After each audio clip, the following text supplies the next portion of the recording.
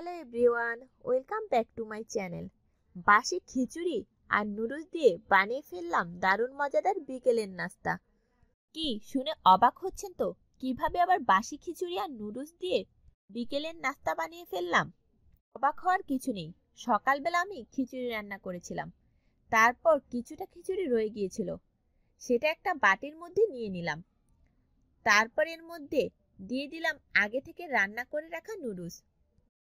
এই নুডলসগুলো আগে থেকে আমার বাসায় রান্না করা ছিল।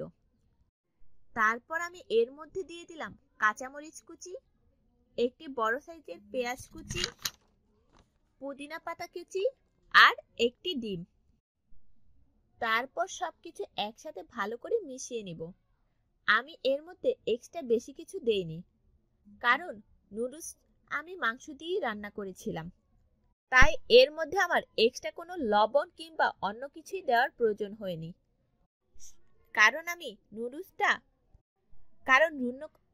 কারণ নুডলস রান্না করার সময় আমি নুডলসের মশলা এবং মাংসও দিয়েছিলাম। এখন একটি প্যানে আমি সরিষার তেল গরম করে এর মধ্যে চ্যাপটা চ্যাপটা করে চপের মতো করে এগুলোকে ভেজে নিব। আমি এই চপগুলোকে সরিষার তেলে ভাজতেছি। সরিষার তেল দিয়ে যেহেতু এই চপগুলো ভাজতেছি, তাই সরিষার তেলের একটা ফেনা উঠে গেছে। এতে ভয় পাওয়ার কিছু নেই, তবে আপনারা যখন সয়াবিন তেল দিয়ে ভাজবেন তখন কিন্তু এই ফেনাটা আর উঠবে না। সরিষার তেল দিয়ে ভাজার কারণেই শুধু ফেনাটা উঠে গেছে।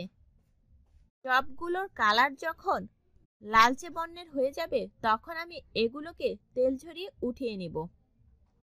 শীতের বিকেলে গরম গরম চায়ের সাথে এই চপগুলো খেতে অসম্ভব মজা লাগে।